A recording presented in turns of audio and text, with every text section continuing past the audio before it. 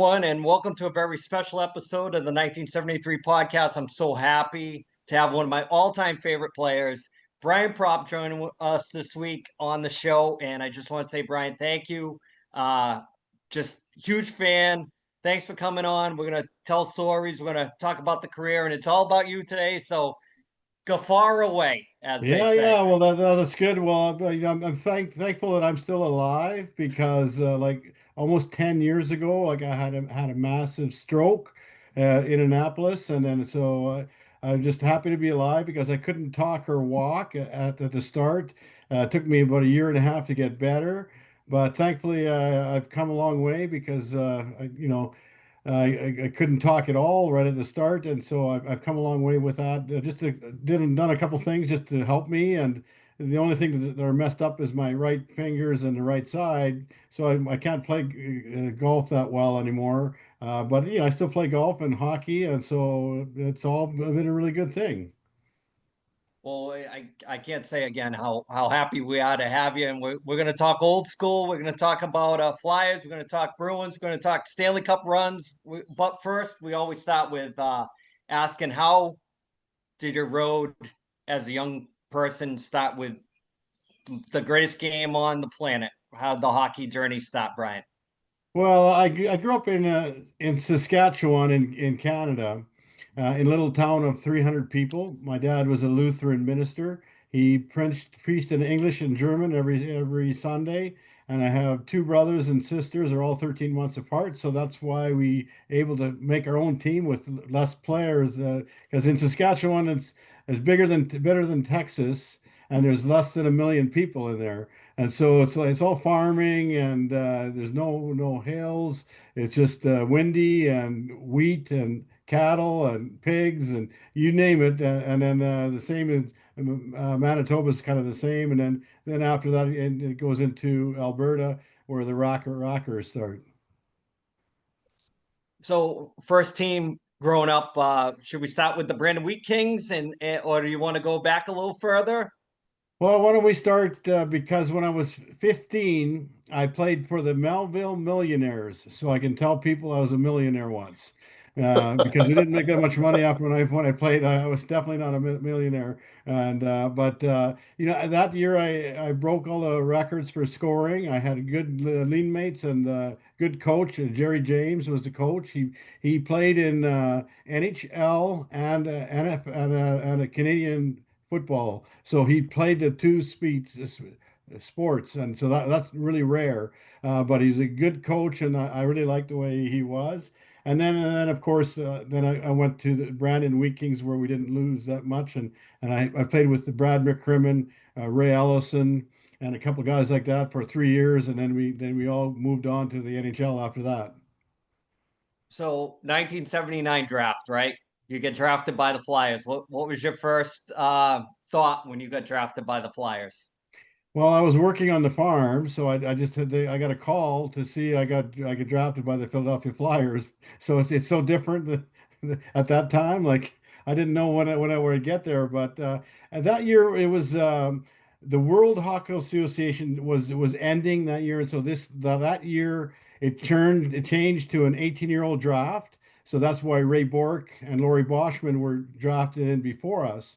And but it was a deep draft because all the World Hockey Associations were thrown into that mix too. So it's one of the best drafts ever. And so like I know a lot of people are in Hall of Fames, and so like I'm hoping to get there one of these years. And but it was just really good. And thankful to me, I was really quiet and didn't know it. I was very naive. And so thankfully for me, I got picked a little later, and that way I got to play with the Bob Clarke and the Flyers, and then make the playoffs almost every year. That first year, your rookie year, they had a nice run in the playoffs that year. Yeah, we also that year was the year we had a 35 undefeated streak.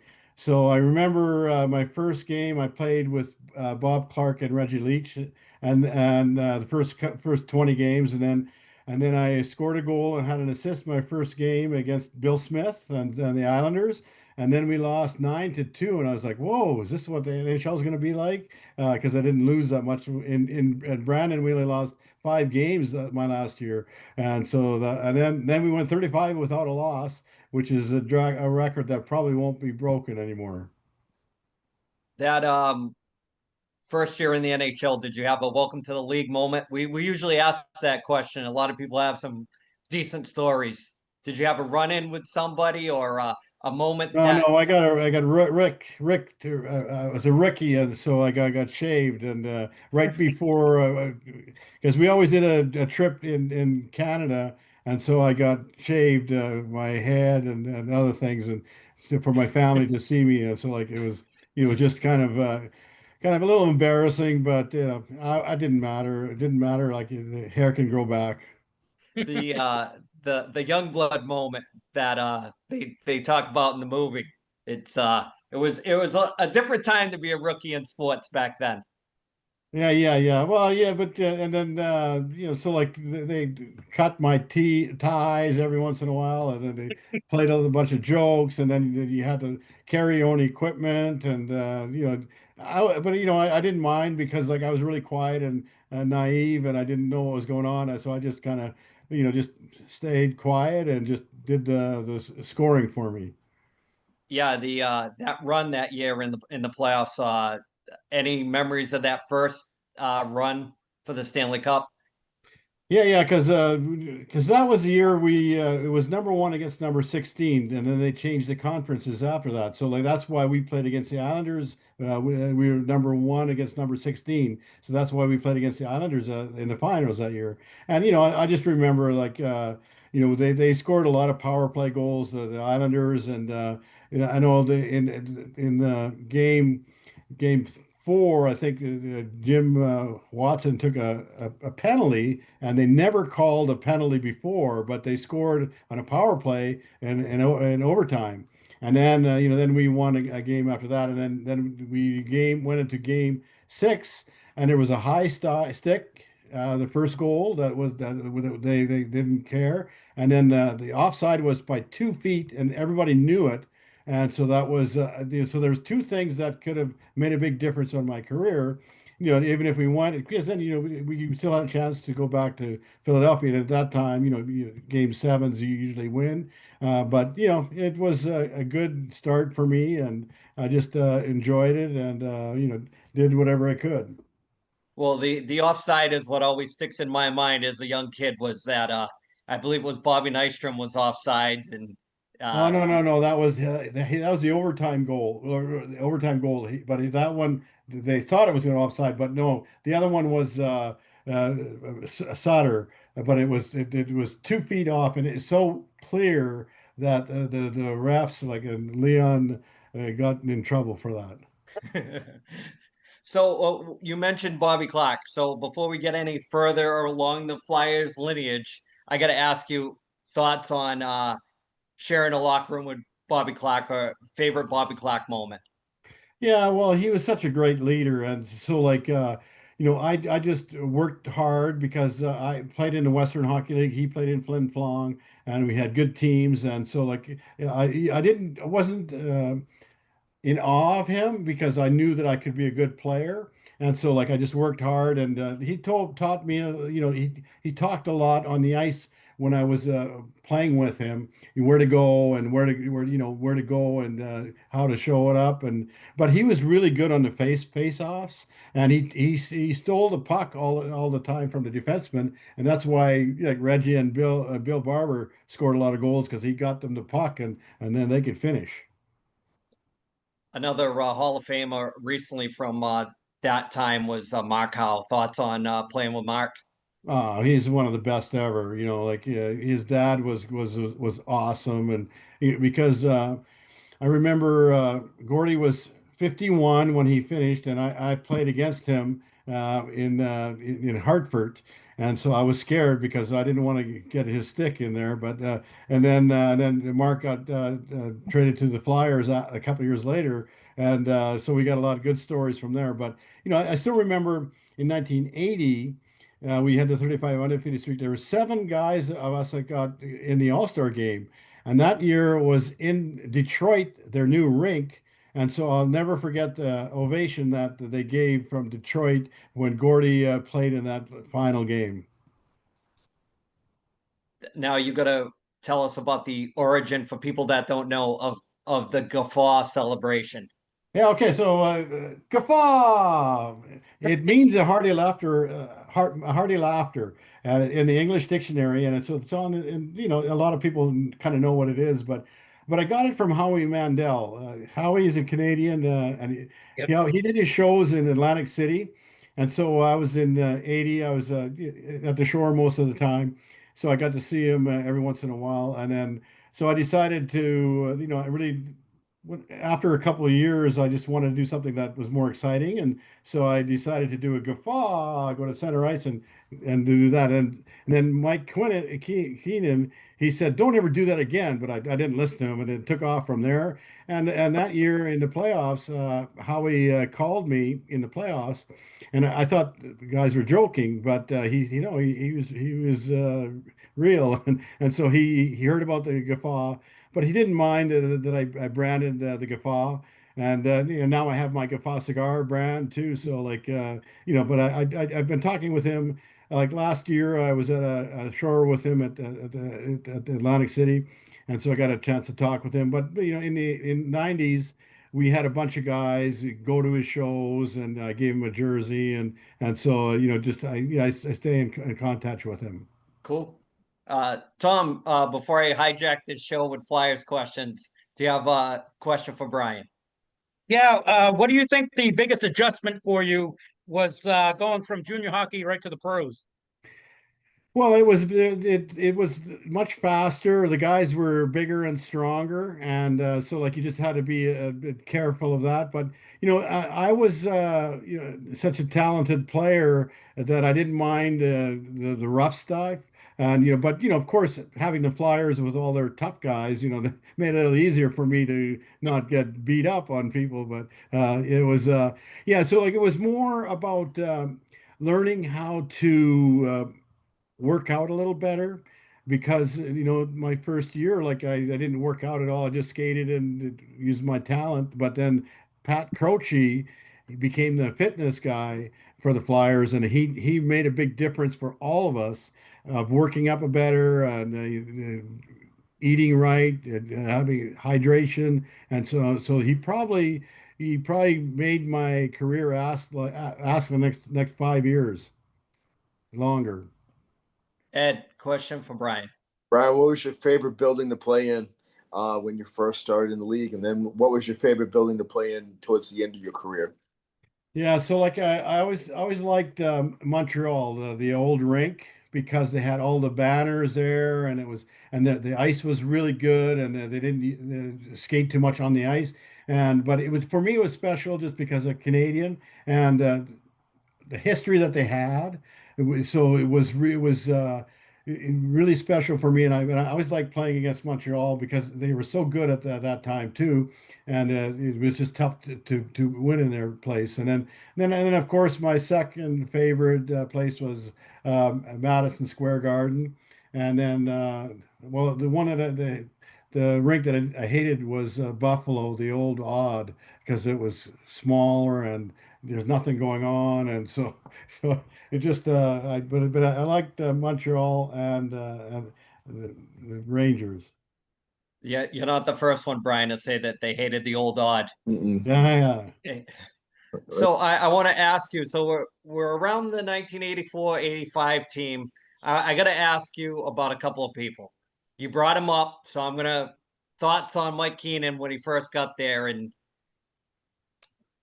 well, at that his that mind. time, like he was a young coach, and so he took over, but he did a good job. But we had such a good teams in the '85 and '84 and '84, and at that time, Dave Poulin was a captain, and then Bob Clarke was finishing his career, and then he went to the GM.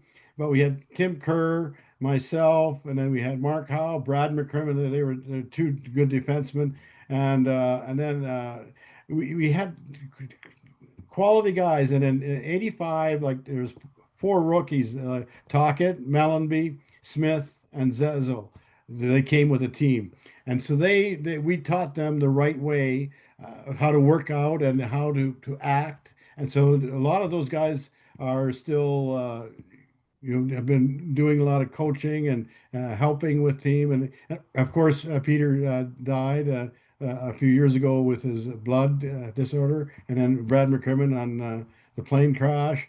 Um, so I'm seeing a few of these guys that I know that aren't with us anymore, like Glenn Cochran and Ed Van In. And so, but it was.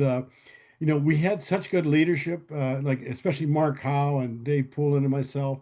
We were good leaders. I was the quiet leader. Like these guys did more talking, but I led by example.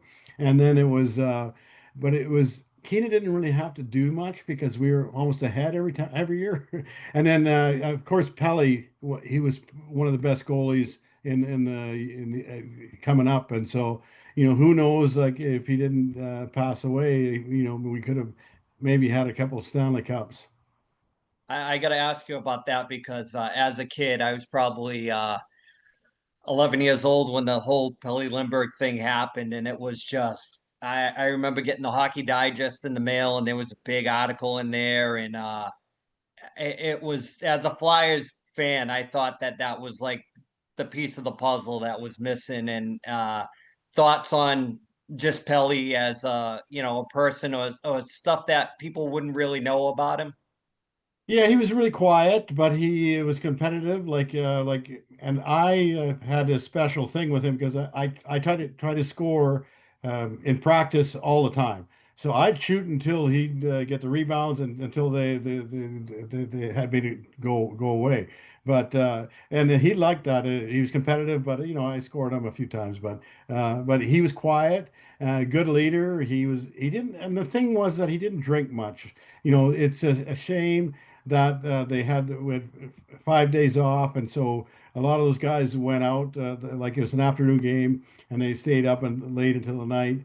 At that time, I wasn't drinking, so I had a place at the shore. I was going to fix up, and so when I heard the no news the next night, next morning, I went right to the hospital, and it was really devastating. But and then we had good leaders, and of course Keenan. Like the week that we were off, we uh, we had a psychologist that we talked with all the time, and we were together the whole week. We practiced and we'd have dinners together. We'd just kind of just and then because didn't know what to do, and and then of course you have to keep going on because you can't just give up. You just have to keep going forward and be positive with everything that's going on. So like even though you miss him, you had other guys like the other goalies, Froze and Darren Jensen. They got it filled in and did a really good job too.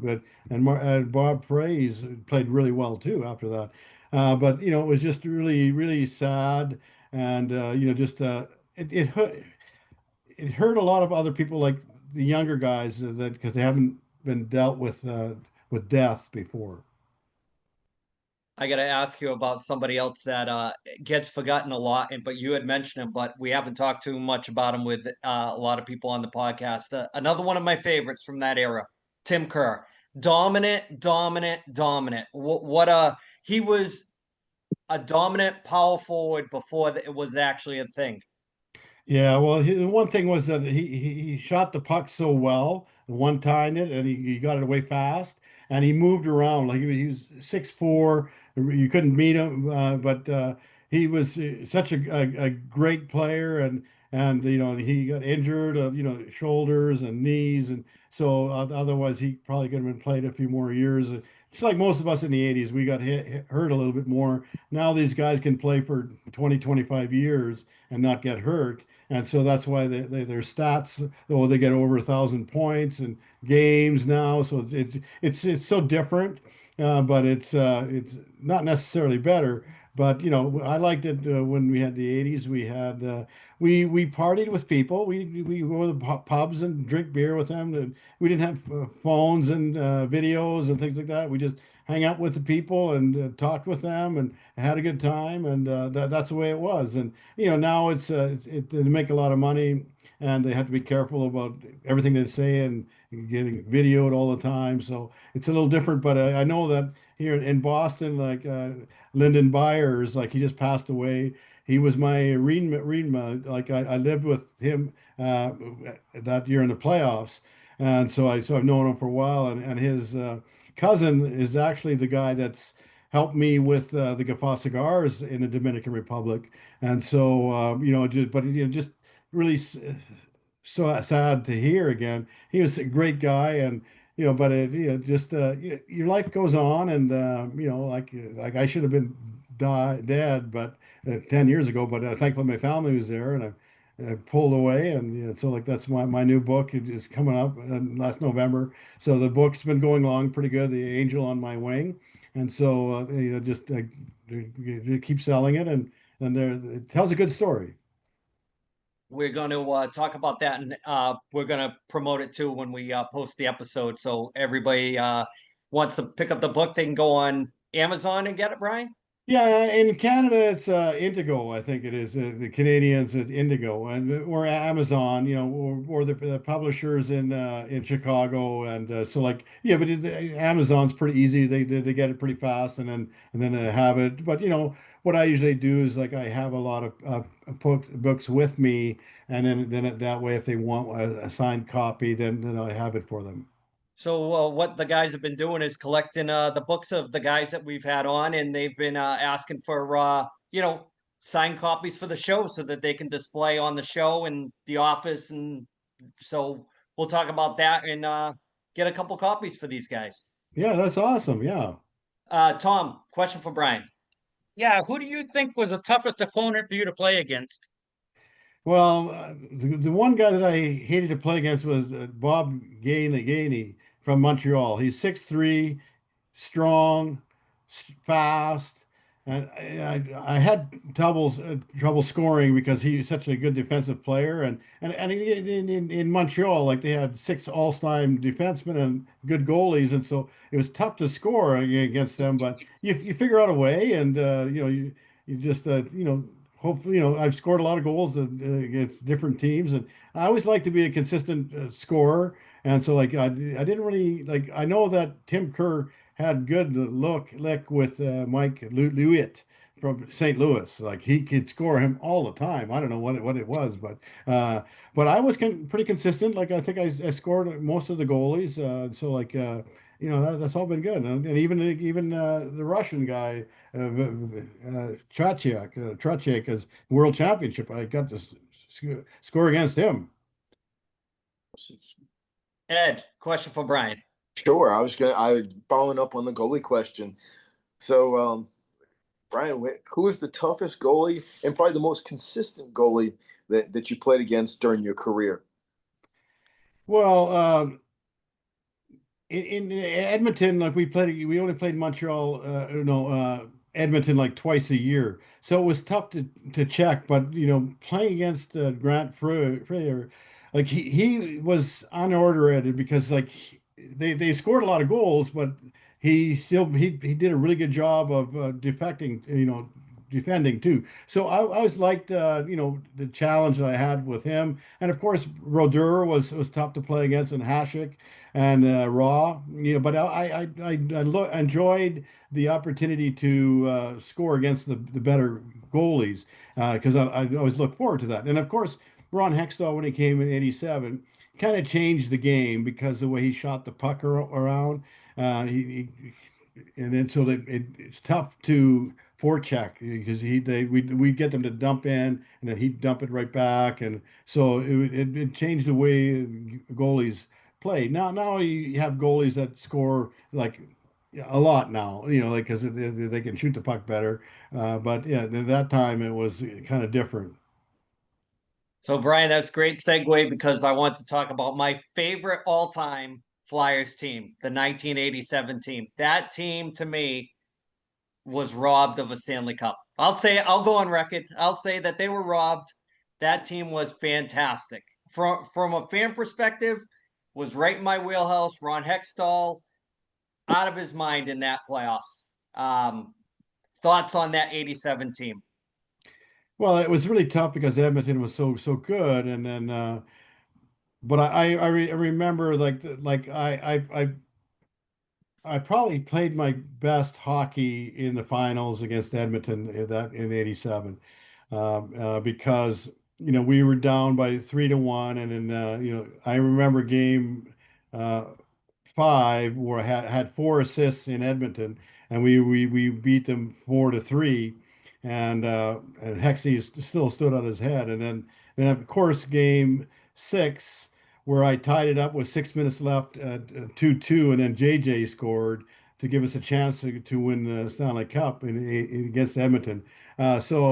But we were so beat up. It was Edmonton was too tough, and we held them right at the end, and so if it's not for Hexie and Mark Howe, it's over sooner than that. But the guys in Philadelphia enjoy the effort that we had, that we never gave up, and that we forced them in game 7.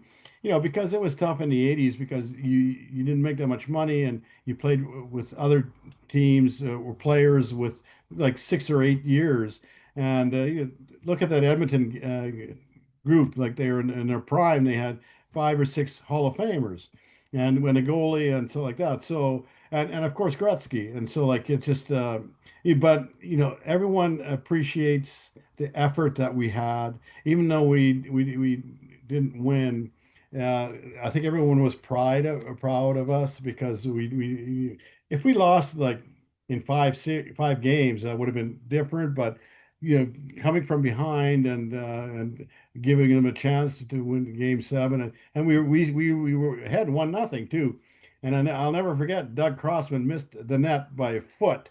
Otherwise, it would have been 2-0, and who knows, that could have been going over. Yeah, there was all kinds of bootleg merchandise that had been printed that you guys won the Stanley Cup. I was able to get one time years ago a pennant that said Stanley Cup champion 1987 Philadelphia Flyers. Yeah, I yeah, still have that somewhere. yeah, So yeah. yeah. Tom, question for Brian. Yeah, you were always a consistent playoff performer. Did your mindset change from the regular season to the postseason? Well, my first year around, we went to the finals my first year, and then we lost against the Rangers the next couple of years in the first round, because the goalies had played so well, and I was a good scorer, and so like I really learned after my third year that I had to be a much better player when the playoffs got started. So I worked Steve. He's a sports psychologist, and so like he helps me with to relax and to tape how to put your mind with the brain wave. And so like it taught me like just try to score every game. And so like I learned that, and so that's why in '84 and '80 and later, like I was a good consistent, and I knew that I had to be the best player in the first round, because you lose the first round and then you're out. And it's like and as other rounds get further, sometimes it's easier for the other teams because they know what's going on. But yeah, I learned from that, and but that was you know I was in 5 Stanley Cup Finals, and consistent all the time. I think that this last year I was the #1 in the history of the game for left wing scores, and then Brant Marchand just broke my record, but he played another 20 more games than me. And then of course Ovechkin, he's 1 point behind me, and but he played 19 games, but he has 1 game less than me. So I'm proud of the stats that I have, especially because that's where it counts in the playoffs. Who cares if you get 100 points or whatever? You're playing on a losing team. It's kind of special. You have to be careful. But the Flyers, they didn't play for points, so that's why when we were ahead, we played the third and fourth lines and played them defensively. So it was tough to get 100 points at that time. Ed, question for Brian. Sure. How does this what's your most favorite story about the 1987 Canada Cup? And I mean, to be named, be on the roster with guys like Mario Lemieux, Wayne Gretzky, Raymond Bourque. I mean, that's definitely saying, you had a heck of a career to be playing with guys like that for. And Yeah, I think in '87, like that was the year like right after we lost in '87 against the Oilers, and it was in the fall in September, and so like there's a couple of guys that were members or two, like Tocchet would played, and Hextall played, but he didn't play much, and then Doug Crossman, and we had a couple other guys try out. But I was the oldest player on the team that year. I was 26. And so, but I used my experience and my playoff experience and the world championships and to play against the Russians because I knew how to play with them. And so most of the time I played with Gretzky and Lemieux on the same line, and then Keenan would split it up every once in a while if we needed to. So like it was really special for me. Just I told these guys, hey, just give me I'll get you the puck and I'll play good defense, and then we can go from there. But it was a 3-game series. Everyone was 6-5, and then I remember the second game where we went into overtime. I was on the ice when we scored to win the game 6-5. The second game, like I was on the ice, I passed it to Gretzky and Lemieux, but I didn't get the assist.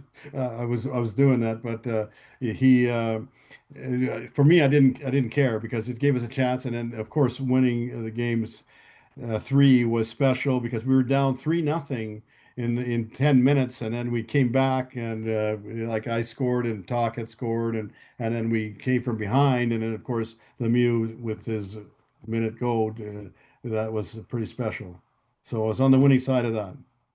Also, once again, like my Flyers 87 team, my favorite Canada Cup series out of all of the ones that they did was 87. That was fantastic. The talent pool that was in that tournament that year was out of this world. It's all Hall of Famers. If you start looking at everybody, and like you had mentioned that someday you hope to make it in, you got my vote. You definitely have my vote as a lifetime fan, Brian. You got my vote for the Yeah. Hall of Fame all day. So let me talk about 87. Now, I'm going to tell you a little story. We have a buddy of ours that's a huge Blackhawks fan. I want to hear your perspective on the Chris Chelios incident with Ron Hextall.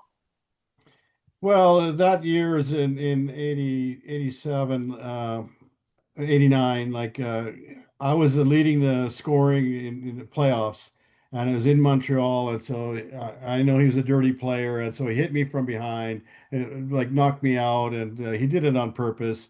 He wasn't sore on it, sorry about that at all, and so like he kind of actually likes it. And so, but he's a different guy. He's not my favorite, and I it doesn't I don't say that about anybody, but I don't respect him, and he hasn't done anything to make it better, and so and then of course it was game six when Hextall he two games behind, so he just I just proud of Ron for backing me and supporting me and trying to get Chelios back, which he did.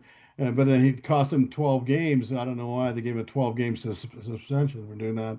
But for me, it was me about having Ron Hextall be a great leader and doing something about it because it was I only missed one game, which is kind of amazing, and that and game six I think I had a goal and assist too, but it was just it was a dirty hit, and it was Hextall kind of just wanted to do what he does.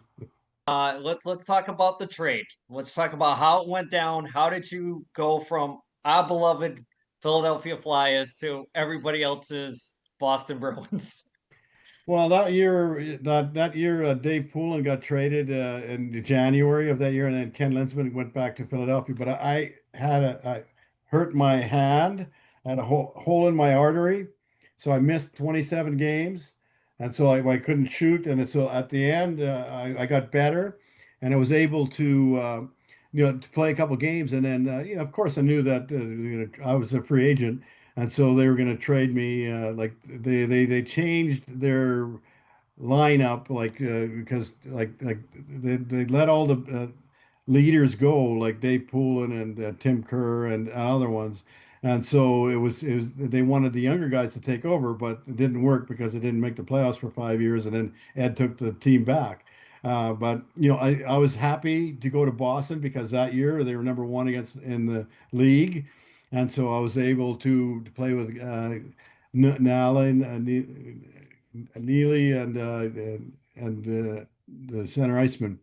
And so most of it happened Bork and these guys playing. It was, and of course, and in Boston it was triple overtime, and it was the nights went out, and so who knows? You have to win that first game, and in Boston, it made a big difference for our club just to get back from that.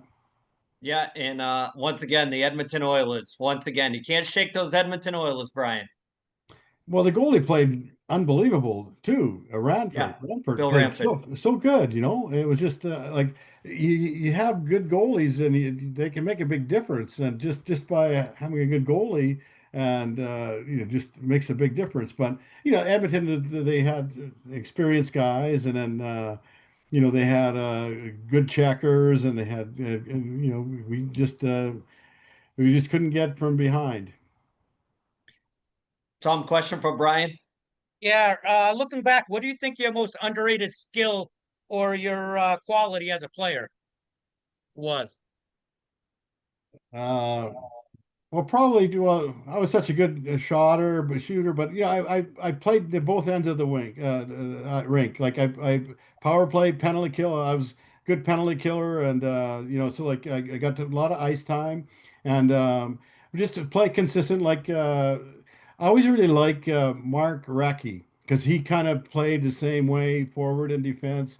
He was a good scorer, and then he's consistent all the time, and so for me, like I wasn't the fastest guy, but I was stronger. Like I was 188 pounds, but I was tough too. Like I could take a hit and give a hit, and so I don't know. It was just probably not as fast, but a smart player, and so like that then that's all you have to do. Like but for me all those years playing with good players like Paul Holmgren and Tim Kerr and Poulin and Mark Howe and Bobby Clarke and McLeish and Bill Barber, and then the Talkhead and everything like that, and then Minnesota with Madonna and Gagne, and so it helps when you play the right good players, but hopefully I made them better because like Madonna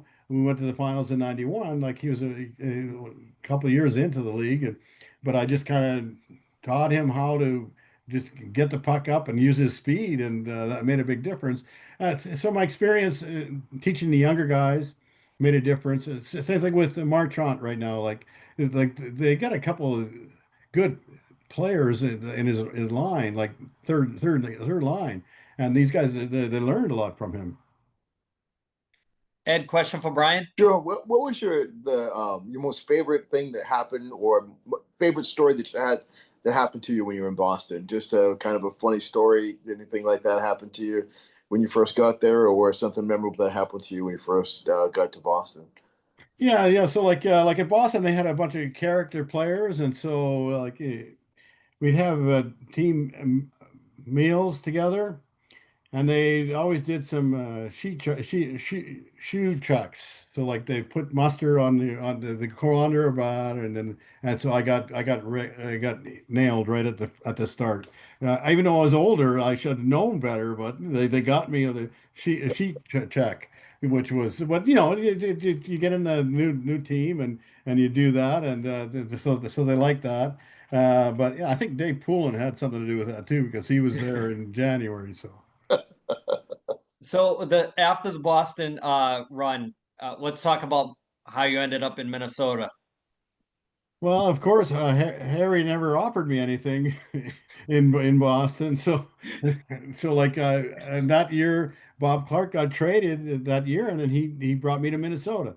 So as a GM, and then Bob Gailey was the coach, and so he got me a chance to play for 3 years there, and then I ended up in Hartford and with Paul Holmgren as a coach and then a GM. So just knowing the right people and staying in the game, because in Hartford it was different because it was nice because Brad McCrimmon was still there too, and he taught uh, Pronger how to do really really well because he was a rookie that year, Pronger, and Brad really took him up under his hand, and so he taught a lot of the guys how to be much better, how to act, and how to behave, and so yeah, I give Brad McCrimmon a lot because I was always a quiet guy, even in Brandon. And then Brad was the yell, the talkable guy, and he loved hockey, and so we talked a lot of hockey, and then for the Flyers when we went to Kaminsky's, we like to sit in the meal after Kaminsky's with the people, and Brad McCrimmon and Mark Howe could tell stories all night, and I just sit there and listen to them. So that run in '91 with the Minnesota North Stars, that team was no slouch. Bobby Smith, John Casey, a young Mike Modano. Uh, Thoughts on that run?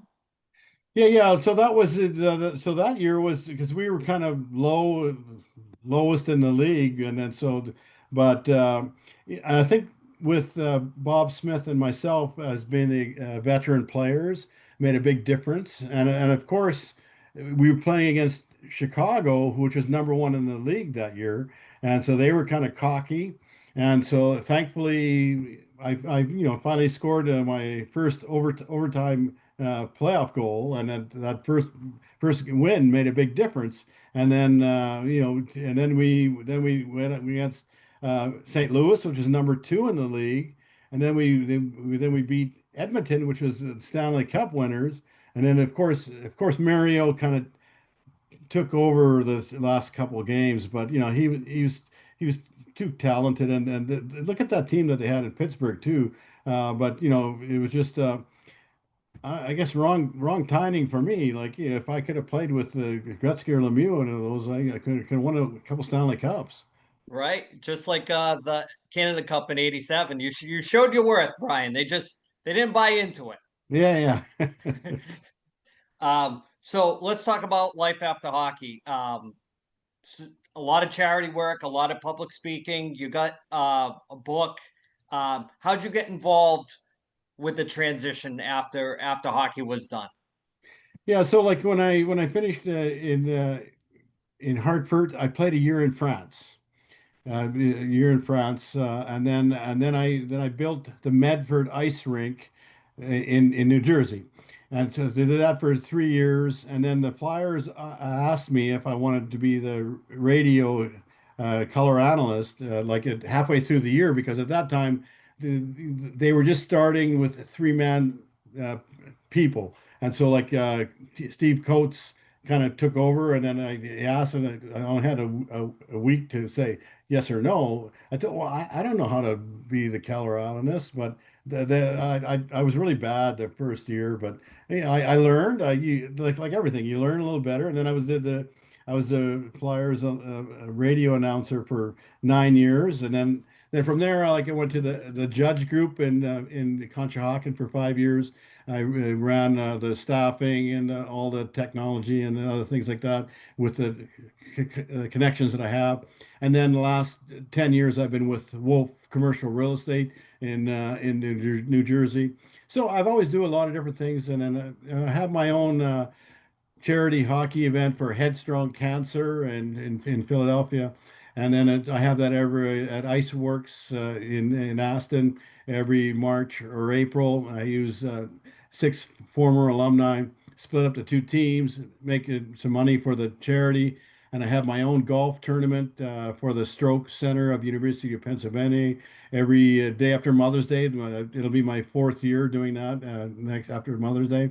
So like yeah, I set up a couple charities and help the connections that I have, and they're good at supporting. And with my book coming out like last November, it's going along really well, and just happy to be part of all that. And of course, my cigars are excellent cigars, and from the Dominican Republic, and so I've been selling those for 7 years, and they should be more expensive, but I give them a little deal. But and then the Boston alumni guys like that we played last year, a lot of those guys bought cigars for me because they really liked them. Tom, another question for Brian. Yeah, you said earlier mentioned you had suffered a stroke in 2015. How did that change your perspective on life in general? Well, for me, like I was always a very positive person because my dad was, like I said, was a Lutheran minister. So like I had AFib after my career, and so like yeah, but I didn't want to take blood thinners my whole life, so I did an ablation of the heart like a few years before that, and so and every once in a while the medication wears out, and so uh, I still skated twice a week in New Jersey, was in good shape. And I was just in Annapolis visiting with my son Jackson's school for the Navy. And first day I was okay. The second day I really had a bad headache, and then that night in the middle of the night, I fell out of bed, lost a teeth. All those years playing hockey, I never lost a tooth, and I couldn't talk or walk at all. So thankfully I'm there, and they called 911 pretty fast, and I was able to get to the hospital pretty fast. And so it was really scary at the start because not being able to communicate at all it was difficult. So I didn't know if I'd ever speak again or get better. But I think I was a very positive person, and so I think with athlete that you're used to your routine, and so you rehab, you keep doing as much as you can to get better, and you find out different things how to get better. My wife has a franchise called Prime IV Hydration and Wellness in Marlton, and there's a lot in Florida. And so, like, I've been taking some NAD drips, which make a big difference for me, just because my hand's not as swollen. And the cells that you use for that drip, like they cleanse your whole system, and they give you back the cells that you need when you're younger. And so I'm more clarity. I can talk better. I'm thinking much clearly. I have lots of energy. And so like all these little things that you do in my book, a lot of people should read about it, and they can learn from it. Because never giving up and always be positive and happy your whole life. Ed, question for Brian. I have two. One is so if one was to purchase your cigars, what would be the best bourbon that would pair with them? Oh, there's some good bourbon with that. Oh yeah, like Woodford, or it's like Woodford, I think it is. Like yeah, and yeah, but yeah, and sometimes people like some wine. But bourbon is a good way to have a nice cigar. My cigars are 56 by 6 inches, so they're like a golf size. And I have a mild, a medium, and a Maduro and limited edition. And so like they last about an hour, and but they burn really well, and the Dominican Republic does a really good job of rolling them. And so it's just if anybody wants, so they just call me, and I can always have them with me. I can ship too. Is there a website that you can get them at, or? Yeah, it's guffawcigars.com. Okay, wonderful. All right, well, We'll be sure to attach all the links to the podcast, Brian, for you. Absolutely. And I just have a question about so what brought about the thoughts to write the book? Well, so like I didn't want to do a hockey book, but after my stroke, like Wayne Fish is a writer from Courier Post, and so I've known him from when I first got started.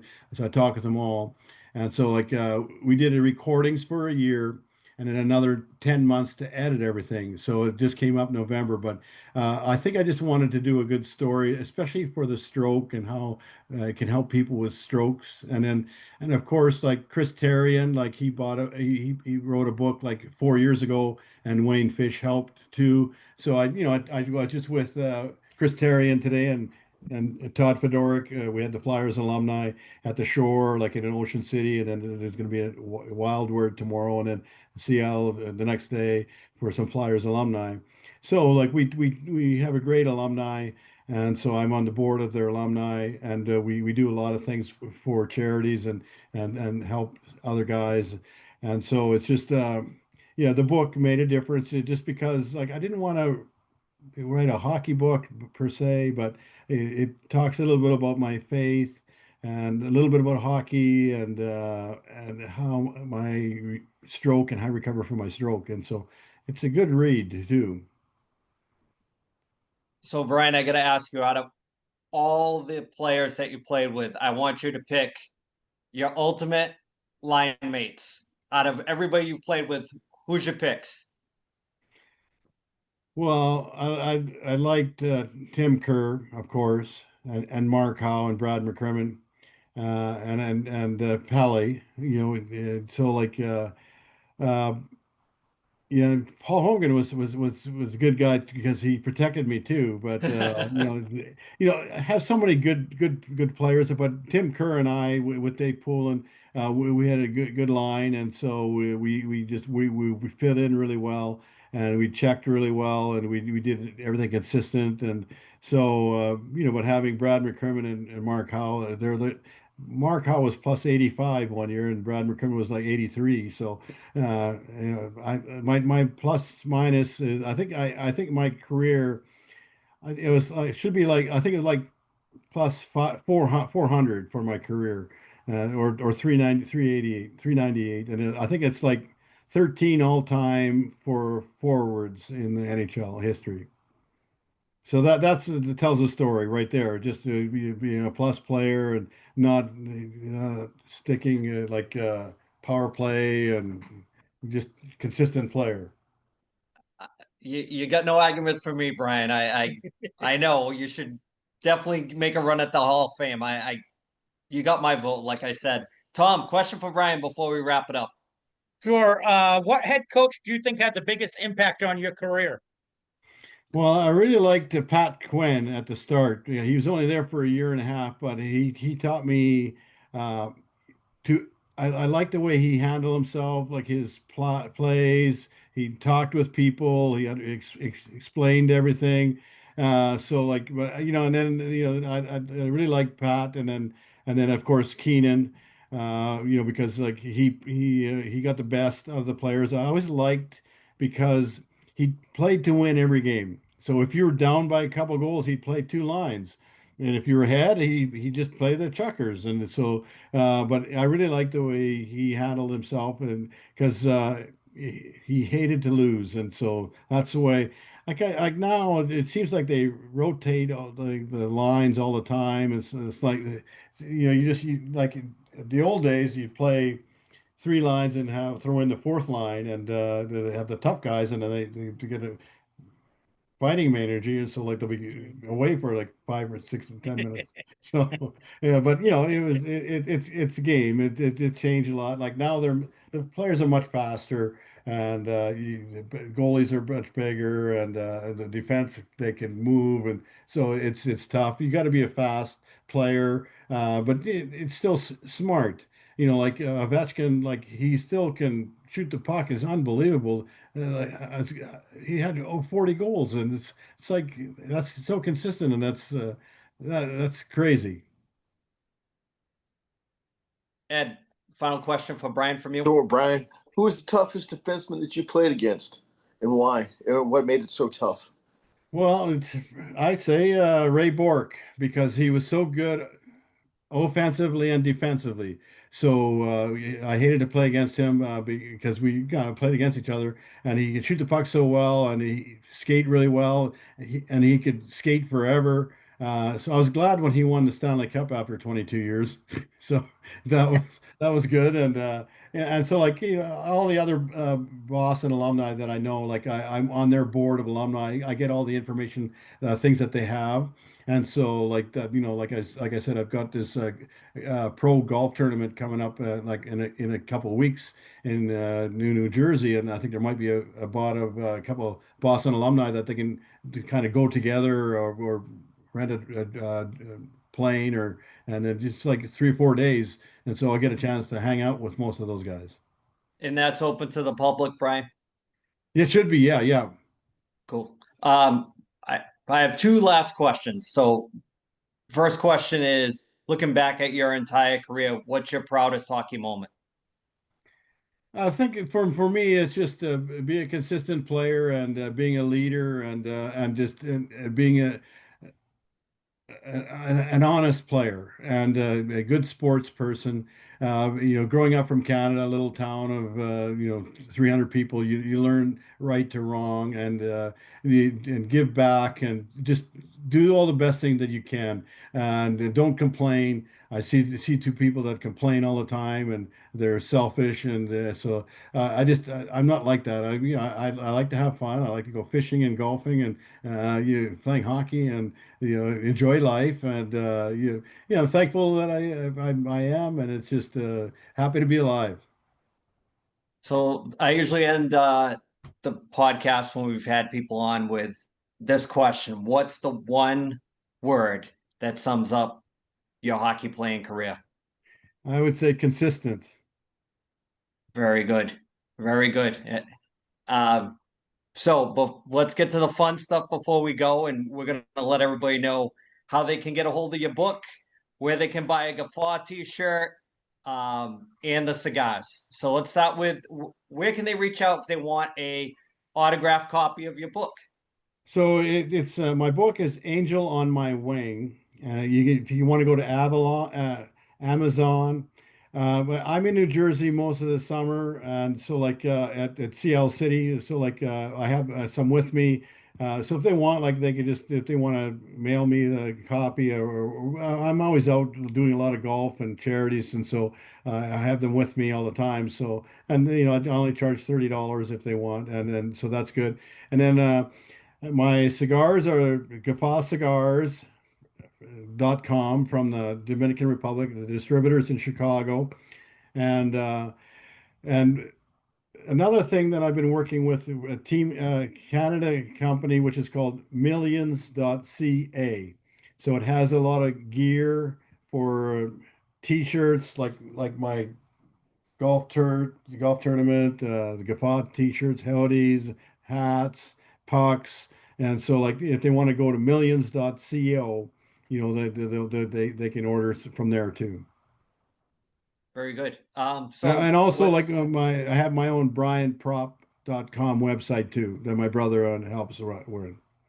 Okay. And fans can get a hold of you, no problem, to get stuff signed when they mail it to you and all that other fun stuff. Yeah, that's fine. Yeah, they go to my Brian Propp website. Okay, very good. Or the GuffawCigars.com. A lot of people go to that too.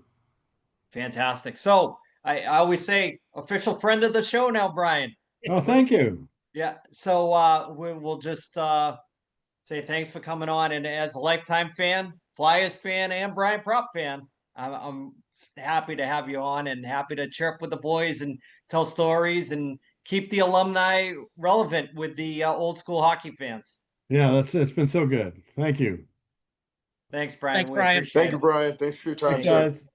Thanks. Have a good night. Guffaw. Guffaw.